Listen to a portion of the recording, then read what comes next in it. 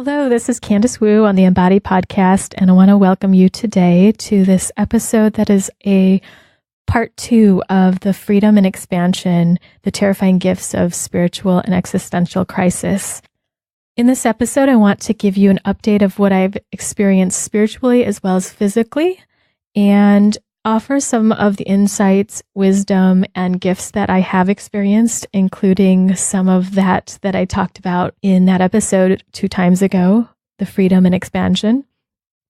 I'll share my personal experience, and then in part B of this episode, I will guide you through some meditations and healing exercises so that you can have some body and soul support if you're experiencing anything similar or just wanting some deeper healing, grounding, or safety in your body. I want to start by just thanking all of the people that have listened so far to that episode and other episodes and given me feedback in terms of questions, challenges, feedback also about how I'm speaking or what I'm saying or how it's impacted their lives. It's been really touching to hear all of your personal stories. And it's one of the most delightful things about doing this podcast and being in the work that I am, because you share your souls with me, and I deeply appreciate that. Also, before I start, I want to share that this episode here is brought to you by the Soul Body Women's Retreat. This is a retreat that it will be held in October 2018. This is a completely transformative and tailored experience for the women who want to join me. It's a place where they can bring their own intentions, challenges, and what they're going through, and specifically gain soul and body support through that. It's really special to hold this retreat in Zion National Park because it's this beautiful blend of mountains and sky and caves and water where it's just completely rich and balanced with opposing forces. And so in this retreat, we will be balancing the elements of earth and sky within, feminine and masculine within, and all of what is opposite and opposing inside of us so that there's alignment. So I want to share this because this completely funds the work I do with the podcasts and with all of the free resources that I put out there. For this and future retreats, you can find out more information at candicewu.com/retreats. And if you want to support and don't want to join the retreat, you can always support by sharing it with a loved one, especially a woman who you think would really benefit from this work. I am completely grateful for your support. And now let's get to the show. Some of you I know are probably dying to know what I've been going through, and some of you haven't even listened to that first episode that I'm talking about, the Freedom and Expansion, the Terrifying Gifts of Spiritual and Existential Crisis. So I want to just talk briefly about that episode. In that episode, I shared many experiences of my emotional world as well as my physical world where I felt like I was going crazy. I felt like I didn't know who I was anymore. My body was having so many different symptoms. Emotionally, I felt every which way, depressed, angry, sad, upset. It felt like the earth underneath me was shaking and crumbling. And in a way, I was destroyed. I felt like at times I was in the quote unquote dark night of the soul. And other days I felt that freedom and expansion, but it wasn't without pain and agony and tears and grit and working through things. So in that episode, I cover all of that and what spiritual crisis is and the spectrum of spiritual experiences that may be from crisis to daily experiences where things are painful and challenging or you're triggered, and how to know that you're going to get through it or how to find some resilience in you. So in this episode, I want to give you that update of what's happened, but also shift gears a bit into the wisdom that I've received and ways that I went through it, tools that I used, so that you can also try these with yourself. So what have I experienced since? Since the episode was published, I have been on the up overall, but there have been ups and downs. And the last that I shared with you was that I had an infection and I was still moving through a lot of emotions and feelings inside. I've gone back and forth about this, about what to share specifically on this podcast, what not to share, what's having good boundaries, what's not. I moved through some fear about sharing specifically what I was going through in my body because of societal shaming and fears that I might be judged for sharing too much. And at the same time, this is our body. This is a tool. And why do we need to be so closed about the experience of that? I realize that for me, speaking about it takes the power out of the criticism or shame or judgment of sharing. The judgment out of, this is my experience and it needs to be behind closed doors. So at this point, I have released some of those fears and shame for myself, shame for what my body has experienced, and decided that it's more important to share because these are tools and that tools that people can use for themselves. So at any time, if you feel like this is TMI or you just don't want to hear these personal details, feel free to fast forward to some of the later segments of the podcast, and you can see the show notes and the timing on my website. So the loudest thing that I've experienced since the last podcast on this topic is a urinary tract infection that lasted about a week and a half. And if you've ever had something like that, you know that there's this burning when you urinate, and it can be quite painful. It was the segue to a lot of ancestral as well as collective healing work that needed to come through my body. And as I mentioned in the last episode, I felt that my body was cleansing. There was wildfire happening in my body in this area, then that. And it seemed like the cleansing brought it all to eliminate in my body, but it was getting blocked up here in my bladder. And it did feel like it was on fire. When I'd go to the bathroom, it felt like I just wanted to scream bloody murder. I remember trying to stay with the sensation and see what it was all about. I'd have the image of being in Game of Thrones when Daenerys is on her dragon and the dragon just blazes fire breath all over the town and just wrecks everything and completely demolishes this area. It was quite obvious a lot of anger wanted to come through me, and I wasn't quite sure what that was about. And as I sat with it longer, because it happened for a week and a half, I was pretty much forced to look at it repeatedly. It felt revealed to me all of the anger that was just waiting inside of me. Now, I've worked with anger for several years and worked with moving anger or moving red energy, as my teacher calls it. But this was something different. It was just another level of deep embedded anger that seems to be beyond me and before me and through me. Some of that anger could be pinpointed personally. The beliefs that who I am, there's something to hide. And I spoke just a bit about that. Or who I am is unlovable, unlikable, and worth being left and abandoned and exiled. There was a piece of past life coming in, the experience of having been exiled in a past life as a shaman or a witch is something that feels very close to me. I don't know if it's true, but there's a feeling of that. And that anger seemed to be mixed in the pot.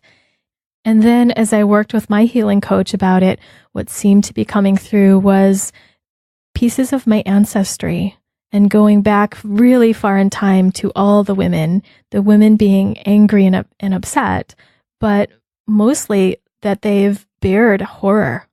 And I think about women's feet being bound in Chinese culture, the horror of silencing in the Chinese culture and in the world as a whole for women. And that anger was just like raging in my bladder. An interesting synchronicity is that when I arrived in Bali, Indonesia, where I am still located now, it was so hot.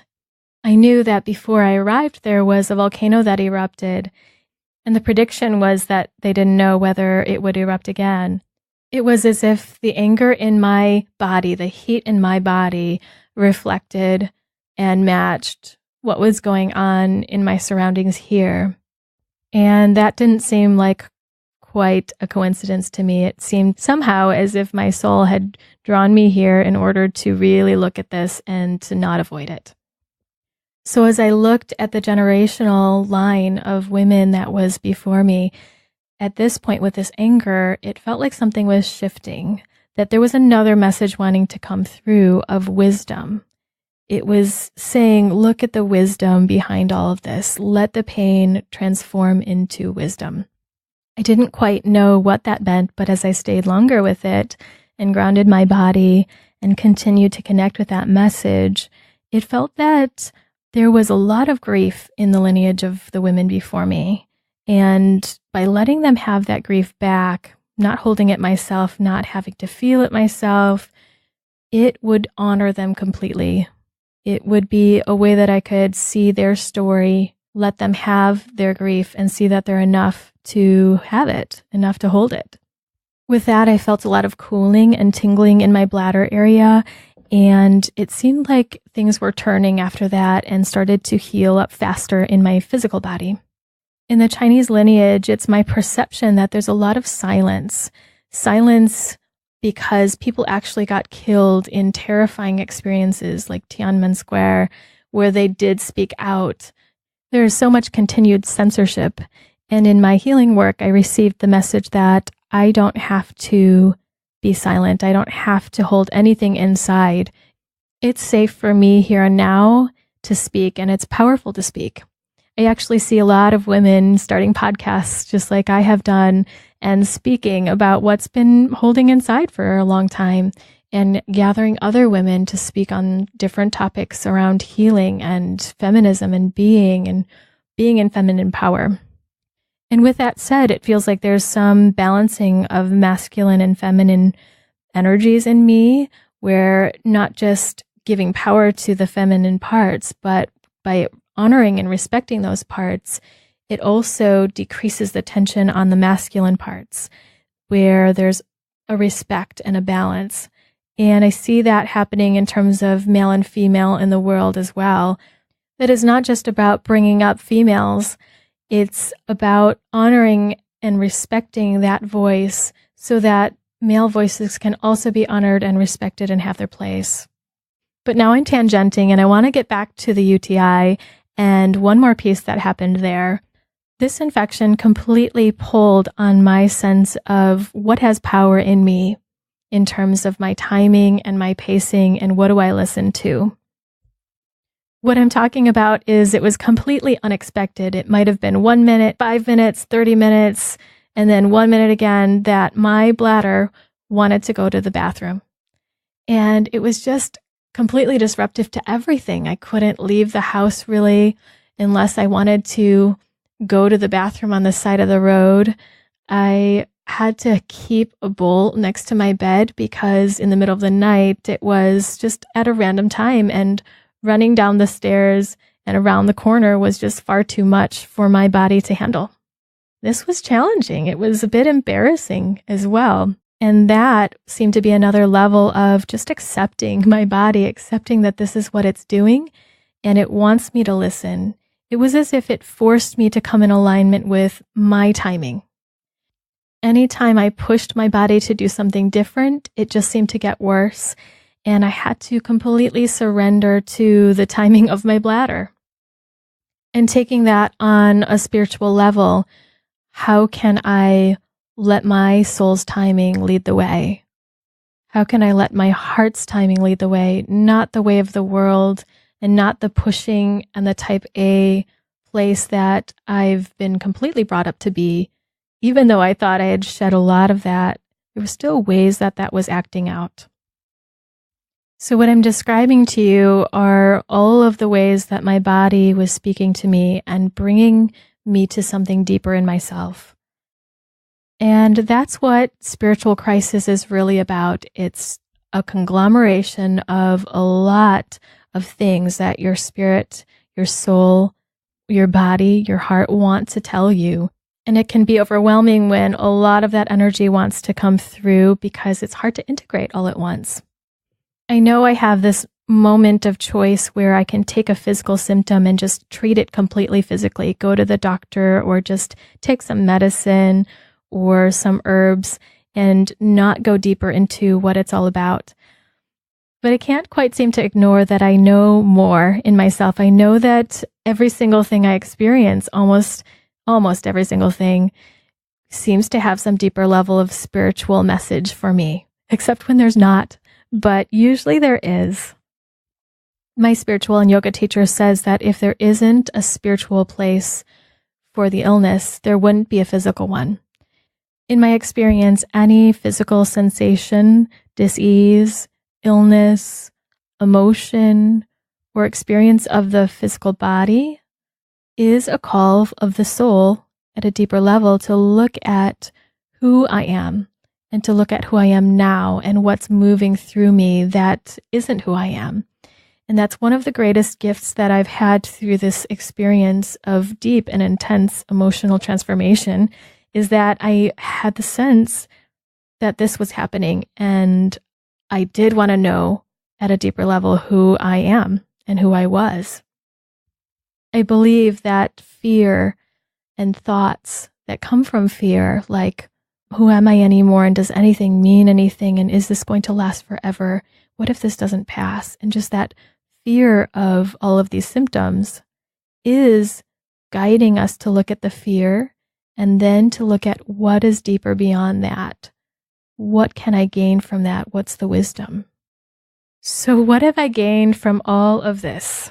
Why go through all of this pain or challenge and go deeply into the healing process? Why not just get the quick fix? Little by little, I have felt more releasing of judgment for myself, less self-consciousness, feeling even more grounded and in my body, feeling more freedom to do anything I want to do in this world, in this life. When I said that I was experiencing just a dismantling and a disintegration, a destroying of beliefs that once were, it meant that I was making way for a breakthrough of completely blasting open those beliefs and having freedom, having nothingness, having complete space to create from authenticity and without the limits that were binding me and driving me. So while some days I was feeling complete fear that I didn't know who I was, now I feel like I don't necessarily know who I am, but I get to find it. And who I am is different every day. Right now, I'm entertaining new ideas with myself and with my partner that I think even 5 days ago, I would have never even thought would be possible or doable. And now they feel like, yeah, I think I can do that. I can try that. Why not? As I look back on my experience, I liken it to a deep cleaning of my home. If you have ever cleaned your home, which I'm guessing that most of you have, you can't just do it in a clean way all the time. If you want to do deep cleaning, you have to get down and dirty. I think you all know what I'm talking about, but you have to take apart things. You have to pull open the drawer and empty everything out if you really want to organize it and see if these things even are things you want to keep anymore. It's messy in the corner. You need to clean it out so that you can have a clear space for the things you do want to keep. You have to take the things out of the shelving and you find things that you didn't even know were there. And all the while your hands are dirty. There's dust in your hair or you've spilled something on yourself. And that is just part of the process. I've never seen someone do a deep and thorough cleaning and organization of their home without getting messy. I mean, I just imagine it sounds silly, like going in there and like being so careful to not move anything and not get dirty. That just doesn't really work and it would take forever. It seems like that's what's happened in my body, in this body that is my home for my soul, that all sorts of old beliefs and habits and energies were in my body, in my soul, and they wanted to come out. And I had to do some deep cleaning. And now that I'm mostly on the other side of that, I feel totally cleansed, energized, and just growing in my energy every day. So I want to encourage you that if you're feeling that you're resonating with any of these experiences that I'm sharing, to continue on, to get support, to know that there's perhaps something deeper that's waiting for you, some more wisdom that's waiting for you, or a releasing of beliefs that just aren't really serving you right now. And while freedom can sound great and nice, it doesn't always feel comfortable during the process of getting there and having the first feel of the freedom. It does get easier, and then you become more comfortable in this space of new freedom. But give your body the time to adjust. Don't push it too hard or too fast. Temper it with gentleness and with love and with different somatic and spiritual healing tools that might support you in just loving yourself through it. The last thing that I want to share in terms of what I've gained for myself in this is that I feel an even stronger and deeper connection with the unseen in me and out in the world. I feel this draw to constantly connect with my inner intuition, my inner guide, and to check in on that part of me for every decision that I make, and to do it in such a delightful and light way that I get information and it's playful and I can follow my inner guidance. So I'll end this segment of the podcast with a little message to my bladder. Thank you for showing me the power behind the anger that I was holding and all of the choice that I have now, and for guiding me in the next level of letting my soul take the lead in my life. I think my bladder likes that. So now I want to shift gears into part B of this episode, into the body and soul support, so that you can use these tools if you have any experience that is a physical sensation, an emotional trigger, or a dis-ease or illness that you're having. It's also supportive if you just want to go deeper with yourself or bring another level of safety into your body. If you're on the go in listening to this podcast, you can follow along if you feel comfortable, and you can always just come back to this and find it in the show notes and go right to the specific timing of where this starts. So the first exercise I want to guide us through is grounding and feeling into your safety right now. It's in our instinctive nature to need to know we're safe in our physical surroundings. So I now invite you to find a comfortable place to be. Feel free to sit, stand, or lie down, and take a look around your space. Feel free to notice things that look pleasant to you. And as you see them, check in with how it feels in your body.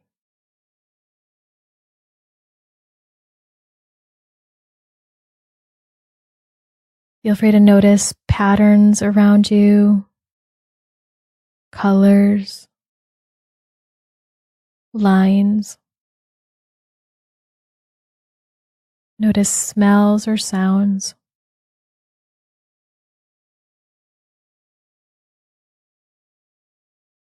And then start to bring your attention to your body and take your hands and just touch your head and notice what kind of touch feels good.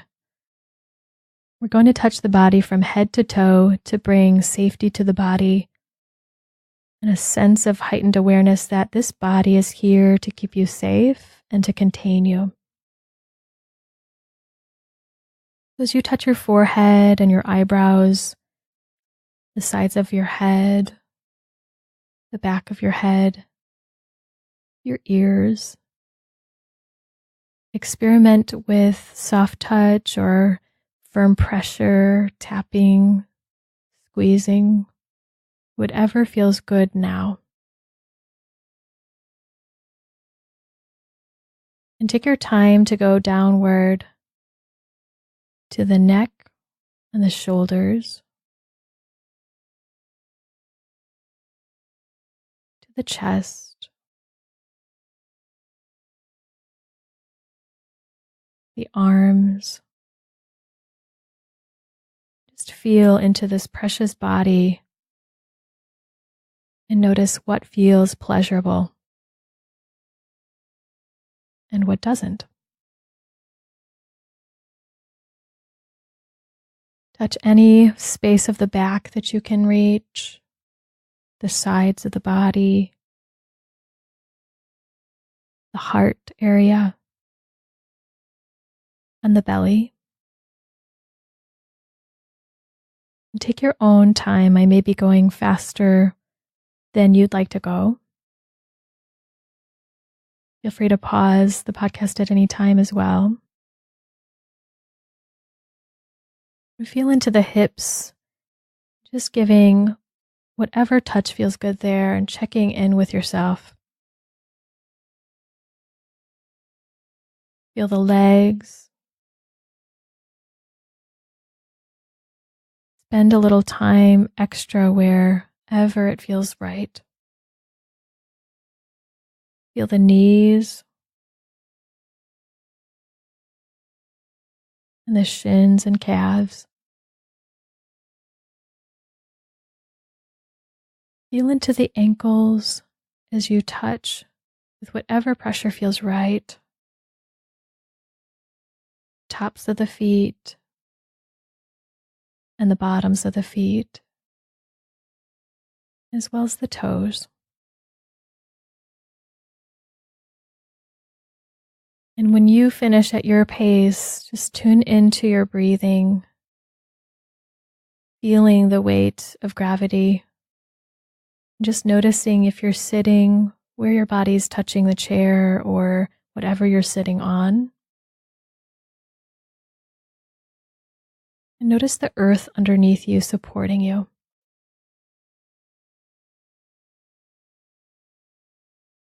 And as you sense into the greatness of earth, check in with the words, "I am safe." And see if you can find that safety in your body.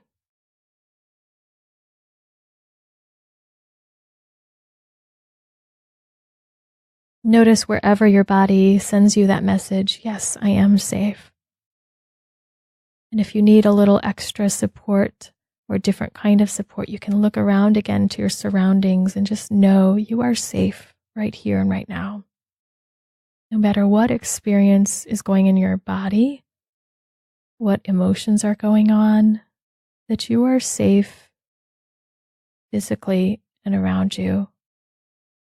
And you have this body to help you through any emotion.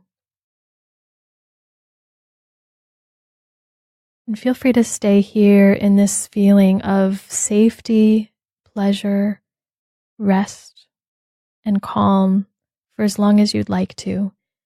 And if other emotions are happening, just notice them and shift gears, coming back to where you feel the grounding or the safety in your body.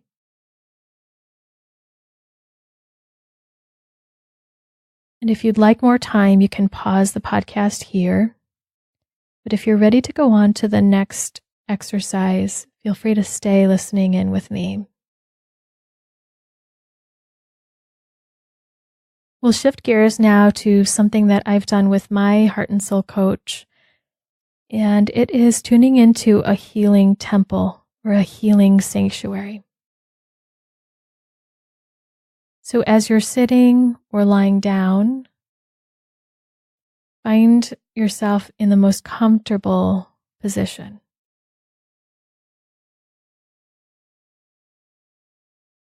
Notice your breathing and just allow it to be natural.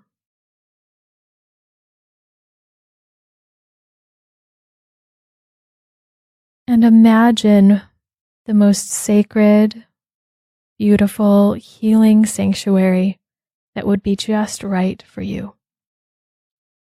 This can look any way that feels right for you.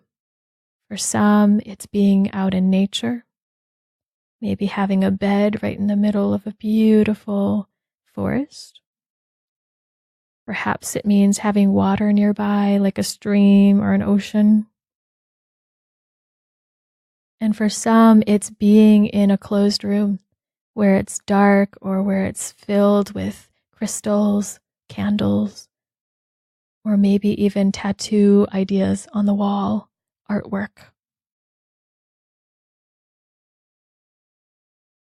Whatever your healing sanctuary would have, imagine that now. And give your body and your heart permission to sink into this beautiful healing sanctuary of yours, where it's completely safe for you to rest and for any healing to happen inside your body, and for all of the healing to happen without you having to do anything at all.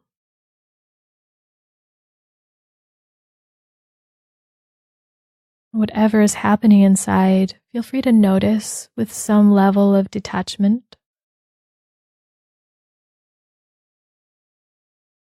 that this is the emotion that wants to move through you.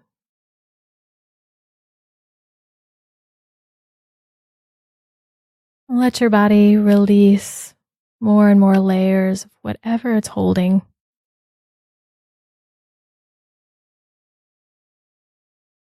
And imagine being surrounded by pure love.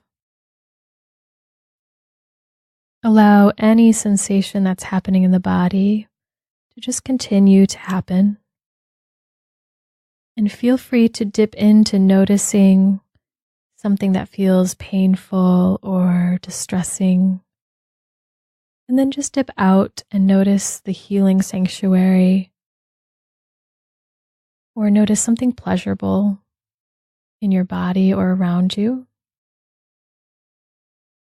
And just go back and forth to feeling into a little bit at a time of what might be unpleasant, and then back out.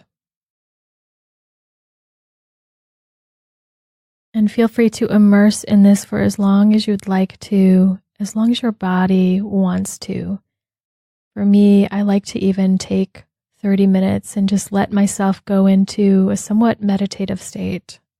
And it's okay if you fall asleep even. So if you'd like more time with yourself here, feel free to pause the podcast.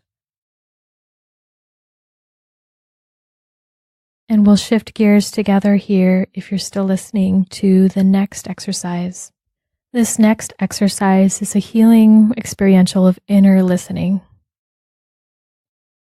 If you're not in a comfortable position, feel free to get in one now.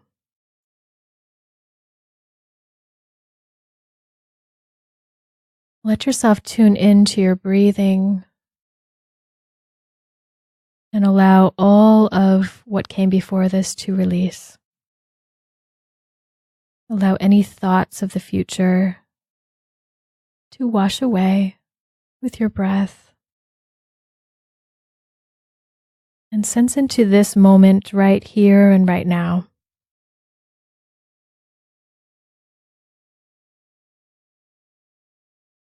Notice one sensation that seems to be calling to you today, or one emotion or situation. And whatever that is, sense into where you feel that in the body. Start to notice all of the details that you can that come with it, how big it feels, if it has any color or texture. We're allowing it to be here so that we can gather information, and this loving attention already is going to kickstart some healing.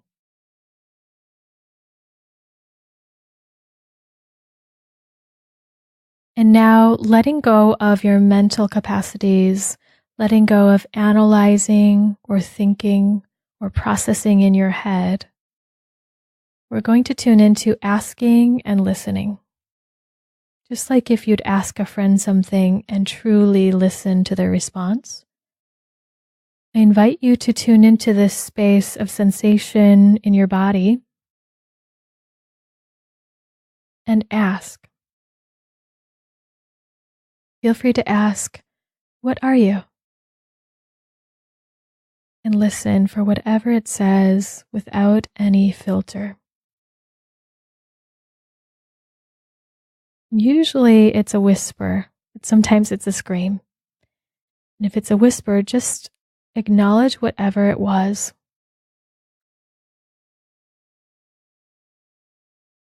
Ask, what do you need?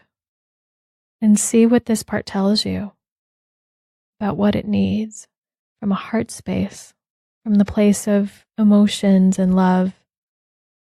What do you need? Maybe it needs a hug, or some assurance, or some love. If it tells you it needs certain things to happen, see if you can picture those things happening and just receive the image and the emotions that come from that. Or you can ask, what do you need from me? And see what it says.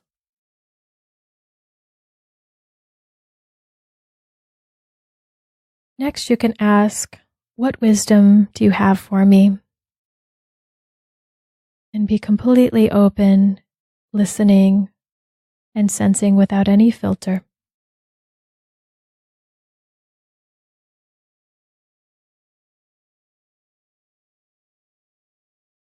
And feel free to ask any other questions you have of this part of you, and give it whatever it needs. So we've gone through some of these questions pretty quickly, but you can take your time and pause here and ask those questions, listen, stay with it, and feel free to ask any questions that come to you. And remember to do this from a space of love and heart, not logic necessarily. The heart has a different kind of logic, and it usually needs to feel belonging and safety, release, love, peace, affection, assurance, and those kinds of things. Or maybe it needs a release of an emotion, a release of something it wants to say. So I encourage you to spend some time and practice this, or get some support from me or a healer of another sort, a therapist. This is not something that came easy to me in the beginning, but as I learned to tune into the heart space with this, it just became easier and easier. And now we're going to shift to the next exercise. So if you need more time, feel free to pause again. And if you're still with me here, let's shift gears and tune into a little bit more of a mental process with physical symptoms. When I was going through the UTI, I could hear myself describe it in ways that led me to understand what might have been spiritually going on. Some of the ways that I would describe how it felt were that it was just like my body was screaming, and I just wanted to stomp my feet and just claw with my hands and reach them outward. So that was a good clue that there was anger. And I certainly felt the anger, but just even in the words I used, it helped me find even more understanding. So then I would take those words and ask myself, is there something I'm personally feeling that way about, that I need to just rage or blow fire towards? What do I need to destroy? What needs to end and just be demolished? Or what needs to be expressed? Where's there anger needing to be expressed? So I want to give this exercise to you. Feel free to choose a symptom that you're experiencing or an emotion that you're having. Ask yourself, how would I describe this to a friend, to a loved one that really could understand? How would I describe what it feels like or what's happening to my body in terms of descriptors or an analogy?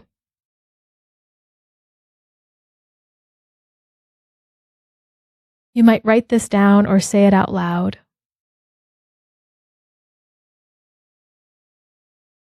And then take a look at these words. Hear yourself or read the words you've written. And then ask yourself, where in my life does this apply?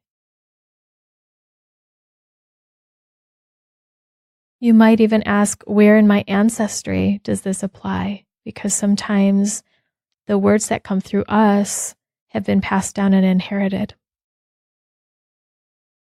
The resolution that someone in our lineage might have needed might be being desired through our experience. And from this place, let yourself get curious and ask more questions rather than trying to find the answers. If you were a friend listening to yourself, what questions might you ask? And let this be a guide for your next exploration for yourself, and a fun one, even if the experience or the emotion seems challenging or hard to deal with. Let the exploration of it have a little more playfulness and amusement around it. So that is the end of part B of this episode. And I hope that you found some of these tools helpful. I have many, many more up my tool belts, but these are just a few that have helped me through my process. And I hope they can help you whether or not you're experiencing something like spiritual crisis. But even on your day-to-day, that you might use some of these tools to help you relate to yourself or tune into your heart. I want to thank you all for listening if you've made it this far. And if you have any questions, feedback, curiosities, or anything like that, feel free to reach out to me by just emailing me. You can find my contact info on my website at CandiceWu.com. And if you'd like to subscribe to my weekly newsletter or become a member of the Embody community, you can go to CandiceWu.com/embody, where you can also get lots of free resources and more meditations, more information about healing, my retreats, workshops, and private sessions. And just a reminder that this podcast today is sponsored by the Soul Body Women's Retreat, which is happening in October 2018. And I would be so grateful if you took a look at that or shared that with someone you felt that would really enjoy the experience and deeply desires nourishment and transformation for themselves. You can find the information at CandiceWu.com/retreats. It's been a real pleasure to share all of this with you, and I appreciate every single one of you. See you next time on the Embody podcast.